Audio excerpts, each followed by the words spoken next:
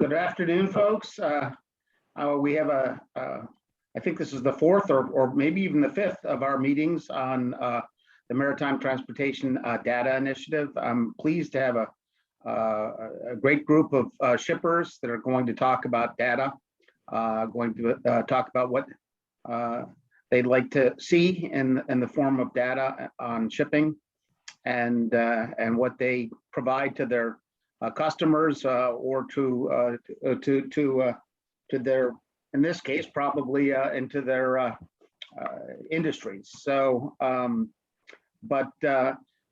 like to tell everyone this is about a 1 hour stop, and our role is to listen to you. Participants have been forwarded the questions, so we'll jump into the questions. I would like to hear a little bit about your industry, your business, how you do manage your logistics. It'll give us a little bit more context. So explain a little bit about how you manage your shipping services. We're going to be pretty informal in terms of introductions. I'd like to get right into the meat of the issues.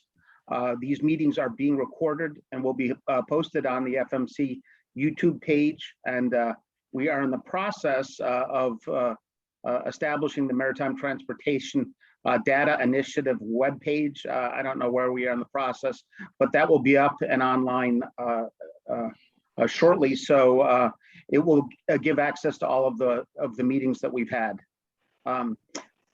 Please, if one of the participants chooses to share something, use the share function in order for the public to be able to review it. It's very important to me that we keep all of these meetings public.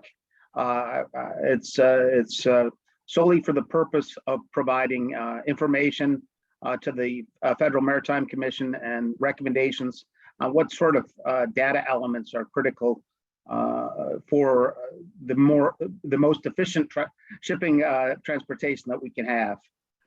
Only the participants will be able to speak, and as I said, we'll be posting this on our webpage for public access. However, we encourage public input, and so you can email us your feedback on data gaps and data needs at maritimedata@fmc.gov, and we will be posting these. Please ensure that you don't include any personally PII identify information on your submissions. As we put this material together, we want to make sure that everything is in a public format. Today, we are hearing from representatives of our largest beneficial cargo owners, BCOs. I'm looking forward to hearing from each participant. Again, if they could give us a little indication of where they come from and what they're doing in terms of shipping, and then we'll go into the, I'd ask them to in turn go into the questions that we've asked. We have 6 participants. Michael Brock from Senior Director, IT, Inbound Transportation, Walmart. Michael, it's nice to see you again and have you presenting your views. Randy Strait, Senior Director, Transportation, Tyson Foods. Nadia Skorniacki, North America Supply Chain Director for Dow Chemical. Brian Ward, Senior Director, International Logistics, Home Depot. Dan Miller, Global Container Lead from Cargill. And Patricia Ritz, Senior Manager, International Logistics from Target. So with that, I'm going to turn it over in order to Michael Brock first for his comments about Walmart and what Walmart is doing with shipping, and then in response to the questions that we provided on data. Michael? Yeah, thanks a lot. I appreciate you guys having me today. I'm sorry I can't see you via Zoom. I just was having a little trouble, but phone will work. And so from Walmart's perspective, obviously we're bringing, as the nation's largest importer, bringing a lot of goods over from, whether it be China, Vietnam, from our origin countries. over to the U.S. And really, from a data perspective, how we go about this is we have a relationship and have our data on a third-party platform that essentially, here in the U.S., we focus on the data starting as the origin sailing comes across to us. That's kind of the initial information as far as with the ocean BOL. That key point that we're really latching into is that vessel ETA here at our destination ports throughout the U.S. Obviously, something that's very important to us is customs broker release. We use, as the freight becomes available at port, we also include basically a distro, an 850 message that gives our merchants the ability to apply distribution to our POs as far as some of the freight we store in storage racks at the import DCs. Some of it we choose to flow, and it's a lever that gives our merchants and gives us visibility to the ability to essentially apply distribution to it before we allow it to basically transition into a new threshold, if you want to call it, ready to pull or dray from port. Then we get into the milestones, to where it shows ready to dray. It's very important, obviously, for us to see outgate, and then if it's an IPI or a rail container move, that we move into one of the rail ramps throughout the country, just getting notification, when it's at that rail ramp. And then what's something that's obviously very, very important in our data loop is the container status once it reaches to our import center yards. Obviously, empty triggers one action on yard, and if it's loaded, we need to know, obviously the building needs to work it. But that's kind of from origin. Those are kind of the main data milestones that we use to manage our business. Obviously, it being on a third-party platform, there's a lot of entities involved with bringing that information together for us to use. So, do you want me to just stop at that question, or just kind of go through topic one completely? You know what?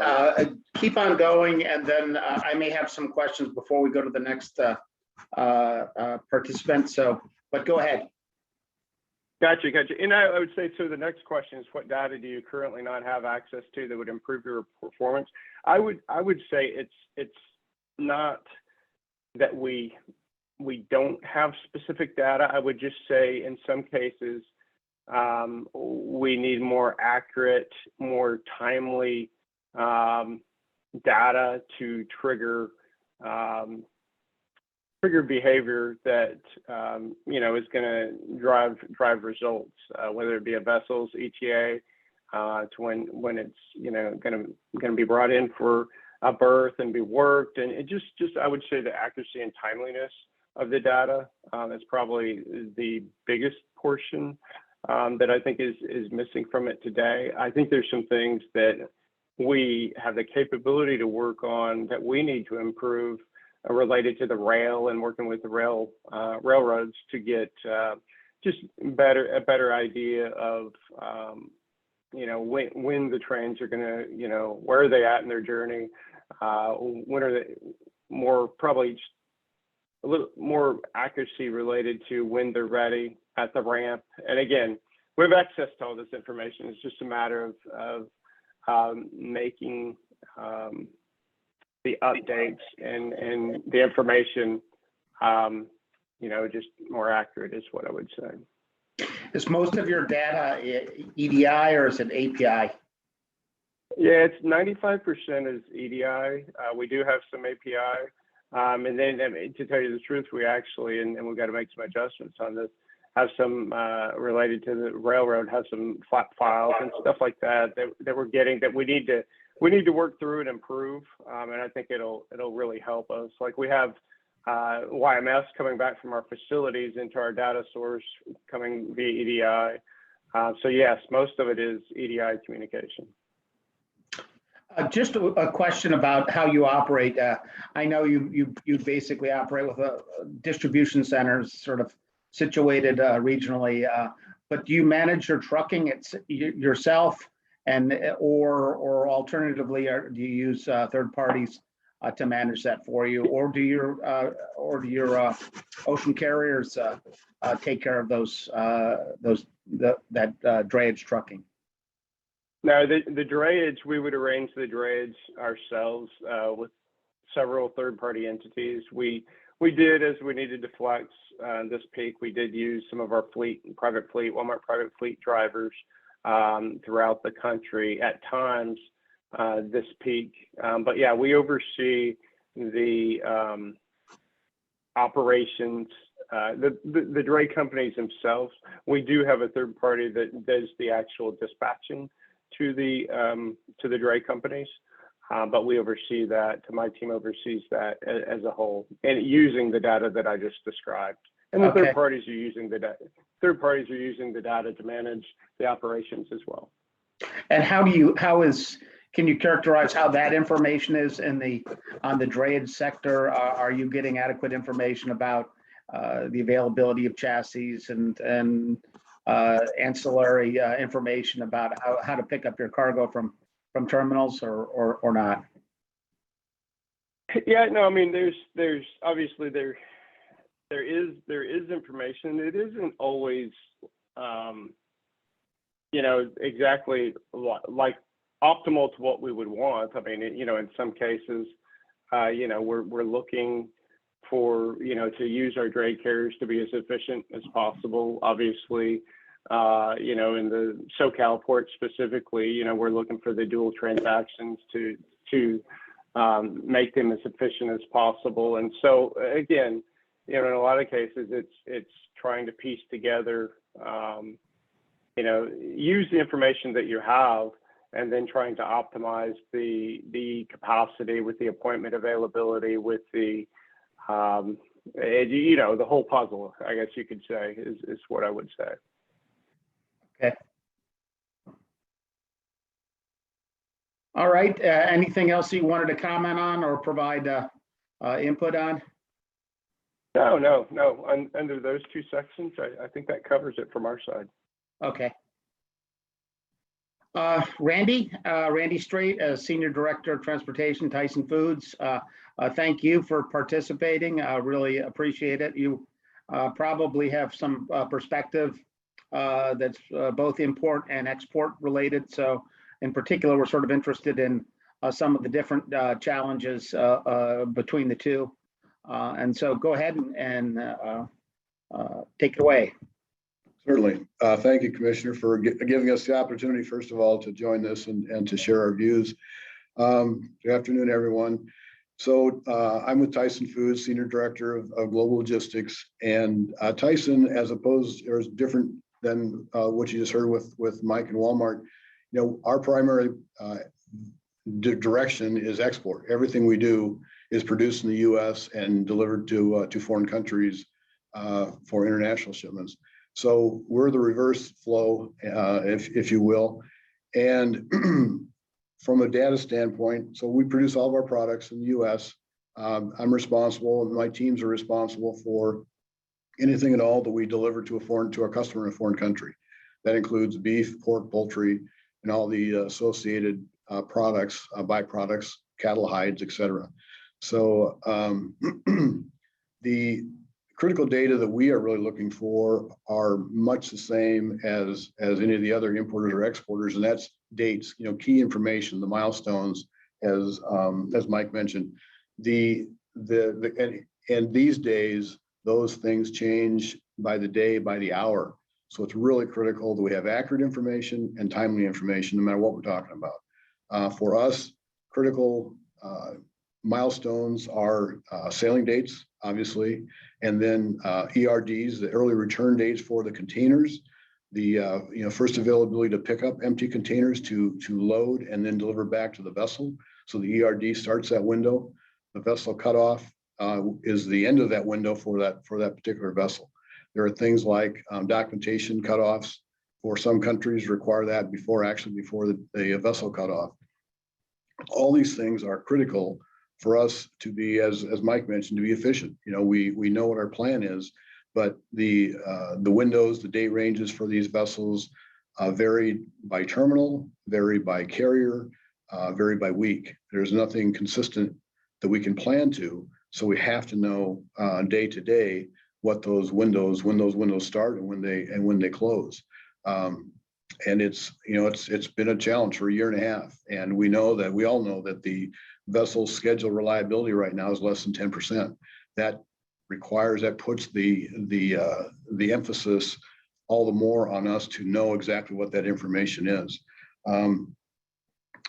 And I think you'll hear that from most of the other shippers that will be speaking today. From a data standpoint, those are the critical things that we need. How do we use that, and how do we share that? Our freight forwarders, our partners in the U.S. that help us file departure with U.S. Customs, in some cases help us produce the ocean bills of lading with the carriers. They all connect with us through portals, through internet-based portals, where they can not only go in and access the shipments that are assigned to them, see what's coming, see how to plan their business, but then also that it's a two-way transmission where they can actually update back to us information like container and seals, in the case of a freight forwarder, the actual sailing date, the assigned ocean bill of lading number, some of the critical data that we need to complete the document set and to complete the transaction with the ocean carrier. They also update the latest ETA based on the actual sailing date of the vessel. Our container freight stations, those folks in the ports that do the transloads for us from domestic rail car or domestic truck into an ocean container, they also need that information. So they also have an access to a CFS portal. They can see the shipments that are assigned to them. And then as they load the containers, they can submit back to us container and seal information so that we can then complete documents, bills of lading, et cetera. From a customer standpoint, there's also an extranet, somewhat of a portal that they can use, that they can see into our system with limited visibility, what their shipments are, when they left, what the quantity and weights are, and all that information. But again, it comes down to they want to know when it left on a vessel, when it actually sailed, and what the ETA is going to be. And from there, they can begin, plan their raw material supply and figure out, plan their work on clearing the cargo through customs in their foreign country. All that is so critical. And I think it not to belabor it, but it all comes back to dates, accurate, timely, and also, we need to know that information well enough in advance to be able to act on it. Many vessels these days, might get an ERD, an early return date for a loaded container that is either the same day or maybe hours earlier than the vessel cutoff. So the window for that vessel becomes almost impossible to achieve. And especially as we have cargo backed up, the volume of cargo for each particular vessel gets bigger. So it just puts more emphasis and more pressure on having this information timely and accurately. So with respect to the container freight stations, it sounds as if we've heard a lot about ERD slipping and perishable products being stranded. And I would presume that you're primarily a reefer consumer in terms of containers, just by the nature of your products. So you have to, it sounds as if you ship your product directly to the container freight station and transload them there into marine containers. Is that accurate? That's part of it, Commissioner. We use all modes these days. Whether we source load the container directly at our plants in the Midwest, and then move it, through by intermodal rail to the ports, whether we move it to an IPI ramp in Kansas City or Omaha or Chicago and load containers there, which then move IPI to the ramp or to the port, or if we move them directly by domestic truck or rail car to the port, wherever we can find the containers and they have the capacity to transload the product for us into the ocean containers, we're doing that today. Excuse me, today. In fact, from the Midwest, our beef and pork plants, which we would never have done in the past, going to Asia, we are moving a lot of the product to the East Coast because we just simply don't have the capacity to move it all through the West Coast and to avoid some of the congestion, that you're well aware of. What about reefer plugs? If you have to store is it difficult to sort of identify where to find power to keep your product from perishing?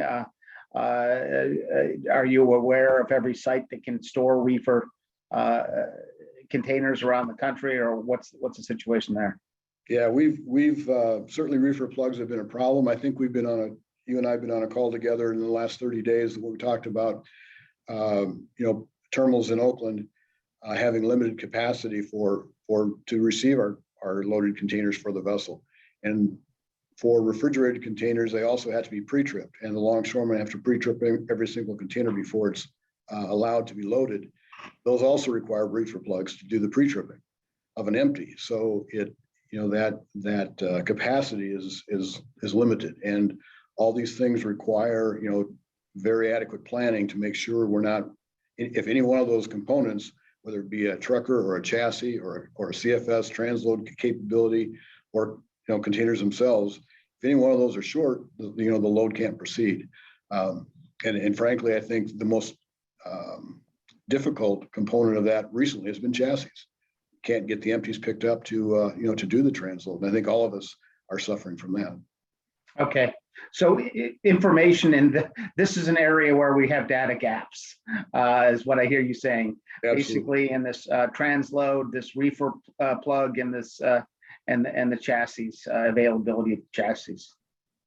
Yes, data gaps, and I think our CFSs suffer when they don't. When things change at the last minute, there's no time to plan. There has to be some additional lead time to the information they need. ERDs is a critical thing for an outbound export ship. When can I deliver containers? The CFS system, is it privately? It's not under your control. It's you use vendors, contractors for that service? Yes. Okay. So terminals, basically. Okay. Did you have anything else you wanted to add, Randy? No, I pretty well covers it, but thank you for the time. Next we have Nadia. I'm going to try it, but if I make a mistake, I apologize. Skorniaki from Dow Chemical, and again, apologies with your name if I erred on that one. But go ahead and provide us your views. Sure, thank you. Appreciate the opportunity. So I will talk through probably the import side first and then the export opportunities. Dow Chemical does operations in both directions. We are a net exporter, many more export moves than import moves, but to that effect, it's chemicals, liquid, bulk, as well as resins. So we are shipping in all sorts of containers. We have HAZ products as well. So similar to what you've heard, dates are a big deal for us as well. Estimated and actual times of departures and arrivals, berthing times, these elements are really critical for us to be able to plan downstream logistics when product arrives. Unfortunately, we do see a lot of discrepancies in these dates. So we'll get a date and then it'll change and then it'll change again. And we don't know which system is truth. So that's really one area of opportunity. One that hasn't been mentioned that we do see on the import side is perhaps a consideration to match booking numbers to master bill of lading numbers. We think this would increase our efficiency with compliance to the ISF filing. And some of the carriers have adopted this as a practice and some have not. So perhaps another opportunity there. When we look at container movements, overall visibility to container movements in the terminal are pretty important to us. Some of the data elements that we need include container number, seal number, movement types, last reported locations, BL numbers, HAZ class, container types, discharge ports, delivery name, delivery country, service mode, notify party, whether the freight's released or not, what the customs status is, the shipper reference, and the book by reference from the freight forwarder. Many times these data elements are available to us from the steamship lines. However, access to the information is not standard. and it's kind of, as needed and if you can get it. If the trade had a consistent reporting and standardized frequency for the container data, we would be able to more efficiently plan the downstream logistics in both rail and dray. We would also support providing this information to our notified parties. Sometimes there's contracting issues, but if the notified parties, logistics service providers, and consignees could get access, those are kind of the key parties that we're interfacing with to get shipments moved. Nadia, what do you think they need information? What information would the notified party need? The box number and or anything more? Or is it just the number? No, they would probably need more, kind of all of the data elements I managed. So sort of that Okay. reporting visibility. What's the, declaration status? Is it available yet? The next thing I Okay. wanted to talk a little bit about as well is just visibility to terminal operations. This was touched on, I think, a little bit already, but container availability dates are important, dwell times, dwell reason codes, last free day information, a container aging report with location and status on the terminal, a discharge date, and then as it comes back, a container return date. This would facilitate our management throughput at the terminals, and these elements also help support the validation of fees. So I want to talk a little bit about the fees that we're incurring. The fees really lack standardization and guidelines on who should collect the charges and who calculates the charges. So the payment processes vary pretty dramatically port to port, and EFT delays can delay cargo movements up to 2 or 3 days, just trying to get a payment process. So, I think that's really an area of visibility and data that would help the trade kind of manage processes on terminals. Okay, that's a good comment. You don't think of non-payment of detention and demurrage as a delay feature, but they have a cargo lien, so they're not going to release that cargo. Okay, anything else you want to bring up? Just turning to the export side, you talked a little bit about equipment availability for chassis and containers. One of the things we would like to see is perhaps a forecast for internal equipment availability to help us predictively book better. The other thing is, I think this was mentioned as well, but real-time equipment availability reporting in the terminals, and specifically reports that exclude damaged containers or containers that are earmarked for other customers. Today, we see this as like a once-a-day report, and so by noon, the information is out of date, and it causes inefficiencies in your dray planning. And then finally, and I think this is also touched on, but it's a big deal for us as well, consistency in the earliest return dates and the carrier cutoff dates. So we see similar to this that, we'll see a carrier website say that they'll accept the container, but we go to the terminal to turn it in and they aren't honoring that date, and vice versa. And so, really scheduling these drop-offs become challenging. So. Okay. How does your company, do they use a lot of freight forwarders, or do you manage your own supply chain? Yep, we use a freight forwarding. Okay. And they do a lot of the integration. What about drayage? Is that a third party company that provides that service for you, or do you arrange that yourself? So yeah, Dow contracts with third parties, and then. Okay. So it's a lot of management with a lot of different players there. Yeah. Okay, that's I like some of your comments about the terminal visibility in terms of managing your pickup. Makes a lot of sense if there's more information about how deep they are on the stacks and when they might be able to get to them realistically. But I think next up is Patricia Ritz from Target. Hello, everyone. Thank you for having me. Listening to Nadia and Randy and Mike talk about the challenges they're facing, they're very similar to what Target faces on a daily basis. So for Target, we're obviously 100% import, so no exports here. But the key data elements that are critical to the operations are all focused around container movement.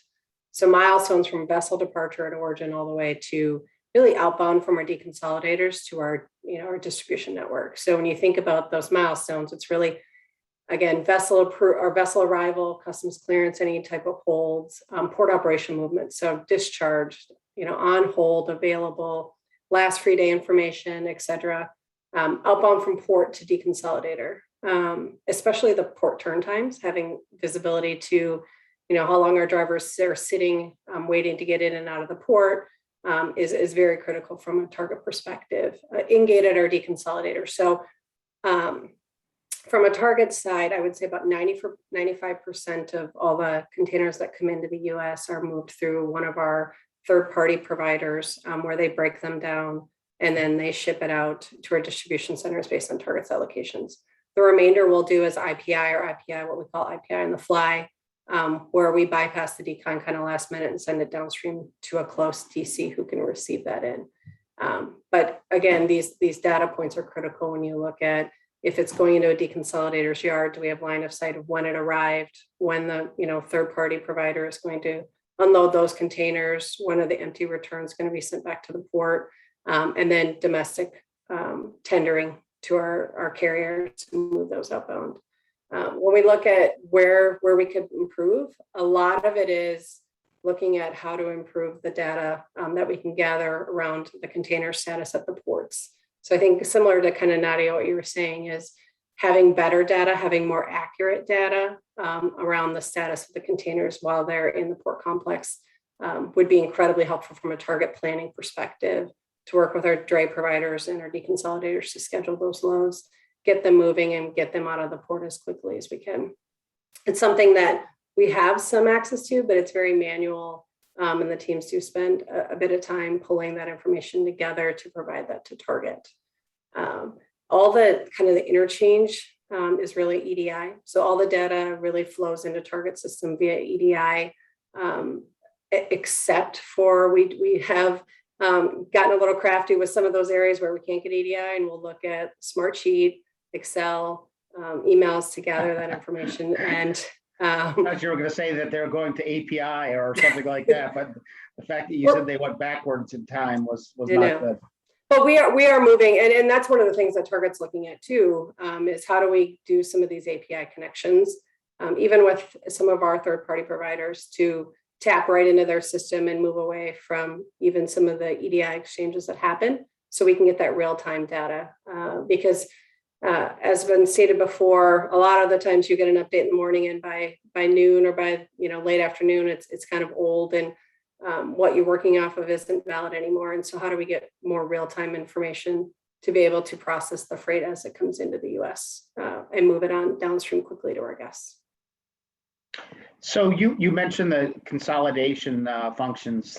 So I was sort of surprised because I would have thought you would have gone directly from the port to your own distribution center and instead of to a third-party consolidator. But it means that you basically have two chassis movement needs.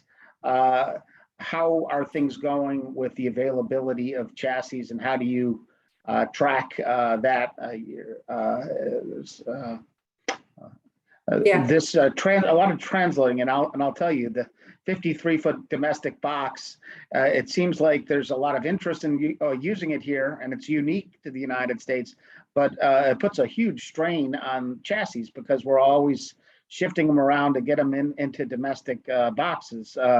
So what's your situation with respect to information about chassis? Do you have your own, or do you use the general pool? Yep. So a number of years ago, Target kind of established our own Target lease chassis program. And so all of our gateways that we process and move cargo in and out of, we are heavily moving them on Target lease chassis. Very rarely do we use port chassis. It's really kind of an exception, right? If a 20-foot container comes in, or some of the one-off containers that we need a different type of chassis for, we'll look to the port. But overall, from a Target perspective, we've really leveraged our own lease chassis and continued to grow those. Because you're right, especially over the last couple of years, chassis have been a real challenge to locate and to find, and even to supplement with. Where in prior years we would have our lease chassis, and then we would supplement with port as volume would increase and then kind of go back down. And we haven't really over the last couple of years haven't been able to do that. So we're 100% focused on increasing our own chassis pools. And how do you manage them? You've got equipment on them to tell where they are, or yeah? Yep. And so, they have, some of them will have GPS on them, but we have one provider that kind of oversees the management of them all, right? From Okay. repairs to maintenance to ensuring that we have the right chassis in the right market. We leverage one of our providers to kind of oversee and manage the pools as a whole. Okay, we may want to follow up with you on that one. That's an area where we need to do better. But very interesting. Anything else you wanted to add? No, I think overall from a data standpoint, we get those milestones and we push to, have accuracy with those milestones. And that's a big piece of it. So for me, a takeaway here and listening to everybody else talk is it's kind of, similar across the board. And it's maybe not necessarily missing data, it's accuracy of data and how do we get better at accurate, timely, information being available to pull it in to work off of. Okay. Let's see. We have Brian Ward, Senior Director of International Logistics, Home Depot. Brian. Thank you, Commissioner. Thanks for inviting Home Depot to the discussion. We appreciate it. I'll probably sound a little bit like a broken record here at this point, but let me set up the Home Depot supply chain for you real quick. We source goods from around the world. Approximately 70% of our goods comes from Asia, though.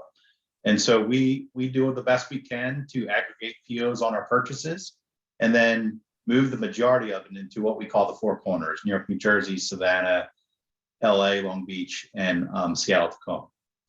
We have transload locations set up in those four corners. And similar to Walmart, we're doing last minute allocation on inventory as it flows into the domestic supply chain to determine the best place to put it within the service footprint of those transloads. And so our domestic distribution space sits in after that, and we funnel the goods, the imports through our domestic distribution space through our transloads. We move approximately 30% of our imports directly into our distribution network, and about 70% of it goes through our transload network. Similar to others, in terms of how we're set up with providers, we have mainly direct contracts across the board, whether that be at our origin, whether that be with ocean carriers, whether that be transload or our drayage providers. We also have dedicated chassis that we manage internally to kind of stay out of the gray pools as much as possible. And similar, we have container management companies that sit over those assets to ensure that they're moving productively. We're keeping track of them, they're being maintained, things of that nature. So the supply chain it smells a lot like how Walmart and Target are set up, to be honest, and probably not a big surprise there. As we think about the data elements, we really group those things into three buckets. All of our origin statuses, so think anything from carrier bookings all the way to through vendor status messages in terms of the product is ready to ship, to gate in at origin port. And then we ship quickly to ocean carrier messages. Think about just the milestones along the path across the ocean, all the way to the final CY here in the States. And then the third bucket would be mainly on the domestic side. So how do we move that product out of the final CYs into our domestic supply chain, and what status messages are we tracking? In there, we're tracking somewhere in the neighborhood of 20 different data elements that we deemed critical to understand, whether that be, did it ship? Did it get on the ship at origin? Did it come off the ship at destination? What are the ETAs? Things of that nature. And we're consuming all that data mainly via EDI. We do play in the API space just a little bit, and similar to others, we are also managing some stuff via email and Excel as well, which is not the most efficient way. Frankly, we found ourselves doing that a little bit more recently than in the past, just because of the environment and the dynamic situation of it. In a perfect world, we think, if everything lined up perfectly and came in on time and there was no changes in terms of what the original plan was, we're probably set up pretty well with the data movement and things of that nature. And we would strictly focus on quality and timeliness, similar to what Patricia mentioned. But we know the supply chain's not perfect by far, certainly not perfect in today's environment. And so we think, similar to Patricia and Nadia, we think the opportunity to drive significant improvement lies within the domestic terminal operations. Visibility into when cargo would be available to pick up, and being able to pre-plan that visibility into the trucking side of the operation to really take out the appointment troubles that happen, the turn on boxes that are really poorly managed and executed, and just the better productivity, both for the terminal operators and for the trucking community, could go a long way. And I think that's where the opportunity lies for us, at least in the data elements. The things you need to connect those two operations are missing today for us. And we need to figure out how to plug those gaps by working with, our terminal operating partners, our ocean carrier partners, and folks of that nature. From how do we disseminate the data? So, internally, we like the Tableau dashboard method. We are, as we kind of think about it in three different ways. One, if we're presenting our information to customers, and you think about my customer is going to be really a merchant or an inventory manager or somebody internal to Home Depot, we try to formalize that data and make sure that it's clean and accurate, and we're presenting the right message out to the organization, because in turn they're absorbing that information and understanding what that means for in stock in our stores and our customers. So we're building Tableau dashboards and tools that can do that internally to our customers. We rely heavily on Google BigQuery and Excel files still internally. We're a fan of the scrappy behavior of trying to understand what is happening very quickly, not spending a ton of time on developing a fancy report, and digesting that information as quickly as possible so we can make changes to our business to benefit our customer. And so that's really where we focus. We focus on presenting the data and how we use it. And happy to take any questions. So presumably, if you had more access to API real-time data, you would adjust your own internal system. Is that accurate? Yeah, anything we can pull out of the data that we're able to integrate into our systems and make our systems learn and do something better the next time, or react differently in terms of if something went off schedule and we need to make a different decision on where to place that from a predictive data analysis standpoint. That's a major opportunity and a major initiative within our company. Okay. Hey, Brian, would it be possible to get the 20 data elements that your company uses to evaluate movement? Absolutely. Great. That'd be helpful. Just shoot that to John Young, and we'd like to take a look at that. With respect to when you're dealing with your branches or the people that you're dealing with in the United States, do you give them information related to the international cargo movement, or just where it is in the domestic chain? At what point do you provide them? How much detail do they get about international shipments versus just when it gets to the United States? Truth be told, it's there's two different stories there. And so when you think about Home Depot, we move a lot of goods in what we call replenishment. So just stock that we're continuously trying to keep in stock in our stores and trying to meet the sales demand of our customers. That information is fed through the status information of all that starts when we cut the purchase order. And then it's tracked all the way through the system and fed into our inventory planning systems to ensure that we're ordering the right amount of goods based off of the most current sales demand. So from a replenishment perspective, it's integrated right into our inventory management systems, and then that's pushed all out to our stores. So the stores have mobile applications that they can understand what they have in stock, what they have, coming to them, and what's on order, and with lead times in terms of when it should arrive. Okay. The second part of that question is really around events. And so when you think about part of our business, we sell lots of Christmas trees, lots of Halloween stuff, and they have windows in which you have an opportunity to sell those events within. And so we get really into the nitty gritty around, did it ship on time? Did it depart on time? Did it get, the berthing time we thought it was going to get, and did it get it unloaded on time? And then did we move it through our domestic supply chain on time? That is very critical in terms of providing that data to our business partners, because we have people that go into our stores and basically set our stores for Halloween or a holiday or whatever it might be. So it's very important that we understand the specific data elements there.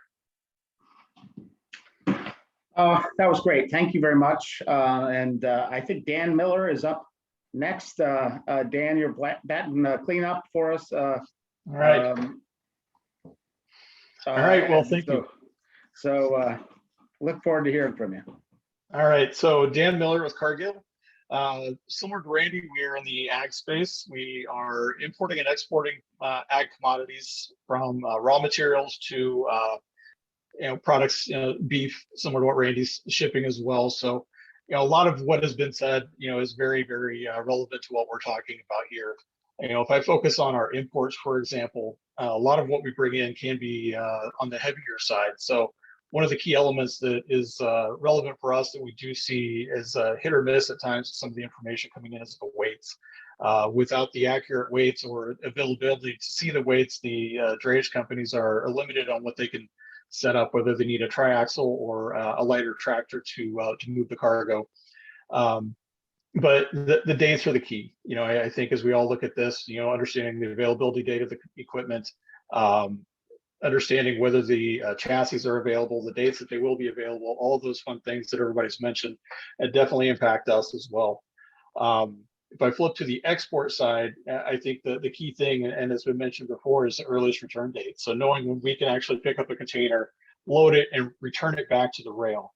And as we're shipping food products, and whether it be in a reefer or a dry box, and not just for Cargill, but any ag shipper, we have a shelf life issue that we're contending with here. So as we see these dates moving around, it does have an impact on the shelf life, integrity of the product that we're shipping, whether it be a food product or a bioindustrial product that has a set shelf life that doesn't last forever. So as we start looking at those things, those are critical to what we're seeing and dealing with on a regular basis. As these dates change, we can have containers loaded and returning to the rail or the port, only to find out the date has changed. And now we have to take these containers back. We're going to sit on a chassis fee. We're going to sit on maybe per diem fee, and not to mention the product is sitting there. And obviously there's a revenue impact for every shipper that has that impact. As we start looking at the visibility throughout the supply chain, a lot of what we're shipping is from the Midwest. So we have visibility to the data, but I think it's not all together in one spot, because what we'll see our teams doing is reaching out to the intermodal carriers or the drayage companies to find these dates and times as it relates to either where the container is on the rail, or has the container actually been ingated at a certain rail terminal or port. And the other piece that they will do is, as these dates are changing, we typically work through a third-party TMS. So everything is coming into us via EDI. But what we've found is that data does come across, but we can go to a carrier, ocean carrier's website, have one date. We can go to a rail carrier, have a second date, a third date at a port terminal. And nothing is aligned. And then eventually they will all be aligned. But at this whole time, you've got a lot of resources spinning their wheels trying to get a container either in a rail or at the port. As these days change, we all face the same issue of whether the data that you filed with the export filing status is accurate. And if we're not notified in a timely manner, that impacts your filing status and whether you've got accurate information. If the vessel changes and you're not aware of that until a few days after it changes, or if you're not even aware of it at times, those are the things that I think are critical to all of us, is that the timeliness of these changes and the visibility to the changes are critical for all. I'll stop there. I know we're getting close sometimes, if there's any questions. So Dan, with respect to your filing requirements for export cargoes, how many days do you need in advance to make sure when does the documentation fail in terms of export clarity? Well, I don't want to give an exact date because I don't manage that space. Okay. But I know we try to file it in advance, prior to the port cutoff, prior to the dock cutoff. We have to have at least something available when we file or send the shipping instructions to the carrier. So Okay. if something changes prior to that or after that date, I should say, it's an issue for all of us. So because of the nature of what you ship, I'm presuming that a lot of it's intermodal cargo that originates from rail yards for export, at least. How is the coordination in general between, I think everybody's mentioned that they're getting different data from terminals and carriers and railroads, and someone should be accountable for that's in control of the product at that time for that information, because they shouldn't be talking about what other people are doing. But how is the interaction between the rail terminals, intermodal terminals, and the marine terminals and the carriers? Well, I think it depends on the day you ask. It can vary from one day to the next, one week to the next. What we have found is leaning on our truckers, drayage men, they seem to have a good line of sight to what's going on, and they've been pretty accurate with keeping the loads moving or pausing as we need to. But it takes a lot of time to just have those open dialogues with the carriers, having everybody work through those different rail portals or port portals. Okay. With respect to chassis at the rail terminals, how is that product going right now? Do you have your own chassis? Some of the other companies do and manage their own chassis. Do you use the general pool of chassis that are available for the most part, or not? For the most part, we're using the gray chassis pool. We do have a few set service providers that have their own chassis, and we do lean on them as much as we can. But they do not have an infinite supply of chassis. So mostly leaning on the chassis pools. And depending on the location, it has been really hit or miss. The Atlanta area has been really tough this last year. Memphis has been hit or miss. So, and just mentioning it to locations that I can speak to now, but every location has been very, very tight. Right. And I presume again that similar to Cargill, that you have issues with reefer containers and plugs and where to get access to them if a ERD slips for the vessel that you're using out of Seattle. Yep. Where do you store your stuff? Well, it's similar to what Randy was saying. It's sometimes you've got a cross dock option that you're using as a warehouse that you typically wouldn't use as a warehouse, or we do have a different network of warehouses that we can work with as far as the coolers go. So we do have options, and again, working upstream, so you're not sending product cross country to either the East Coast or West Coast, which we've also gone to the East Coast as well, similar to what Randy's doing, and it's a juggling act. So more transparency in what is available to provide auxiliary services to this intermodal system would be something that would be of benefit to your company. Absolutely. Okay. I want to turn it over to Dr. Kristen Monaco, who's our head of Bureau of Transportation Analysis, our chief economist, and see if she wants to ask any questions Sure. Being mindful of the time, I think something that we've heard at the commission is that a lot of the systems and processes really seem to be structured to deal with imports more than exports. For the exporters, do you find that to be the case? Are there specific systems or data points that really seem to be tailored just for the import market that you have to work around? And if so, can you sort of describe that process? Anyone want to raise a hand on that one? I can kind of comment on that. I think, the processes overlap. So when you have better visibility on equipment and chassis in a terminal, that benefits both the import operation and the export operation. And when you can see container movements more clearly and kind of container availability in a specific market, that allows you to plan on both sides. And so I think it's really more of looking at it holistically, because some improvements, benefit both sides of the operation. So just greater transparency is better, basically, to both markets, import and export. I think one data point we didn't mention was when we see blank sailings or we see missed ports of call. If we had a little bit more consistency in what was permitted in that area, 30 days notice on a voluntary missed call would be really nice, because, when we're a week out, we've already planned all of our downstream operations for that vessel. And so that might be one place that we haven't mentioned yet. Yeah, no, we'll talk to the carriers about that, but we need to have more real-time information throughout the system. A question about, there's a lot of, I think we have the most complex system of intermodal movement in the world. There's transloading, there's shifting to intermodal rail terminals, there's, just a lot more going on.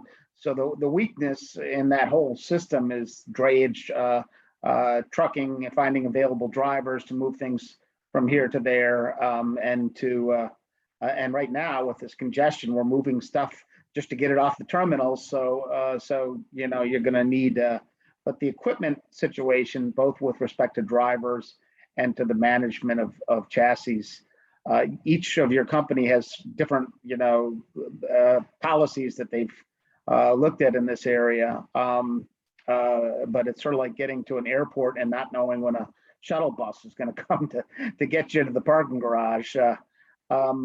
But what has it been like this in terms of your experience this past year and a half as we've gone through this level of congestion? And I think it was Patricia, you said your company basically took it out of the equation by managing their own fleet of chassis. What's it been like in particular in terms of the level of congestion and frustration and movement related to just managing that trucking portion of cargo movement? I'll quick chime in. I think from a operations standpoint, it's a balancing act on a daily basis of trying to ensure what empties can go back where. Do I have chassis? Do I have those empties available? Do I have loads at those particular terminals? And really trying to match everything up to be as efficient as possible.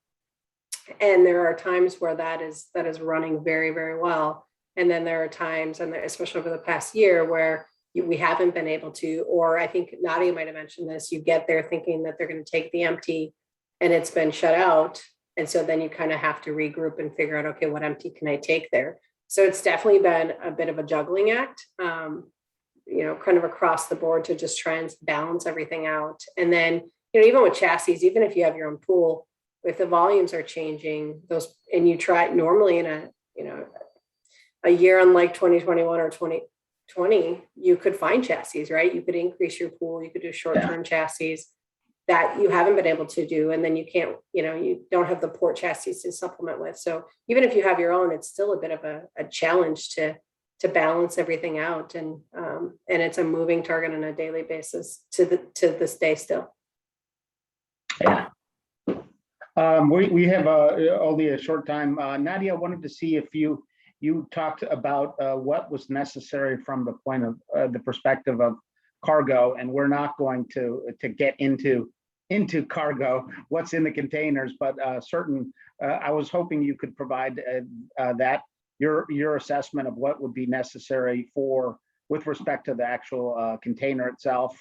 We're looking at all of the sources out there and how they're doing reporting and standardizing information on cargo movement. We're not going to look at what's inside the cargo containers, but what should be made available to be able to process cargo more efficiently on that. And I liked your list of that. So if you could just put down your notes on that particular thing and send them to John, that would be great.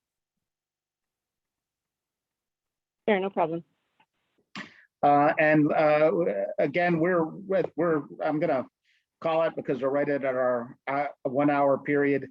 I really appreciate the time and energy and thoughtfulness of your presentations. And I understand that there's some overlap, but I think it illustrates what the challenges are, the problems are, and how we could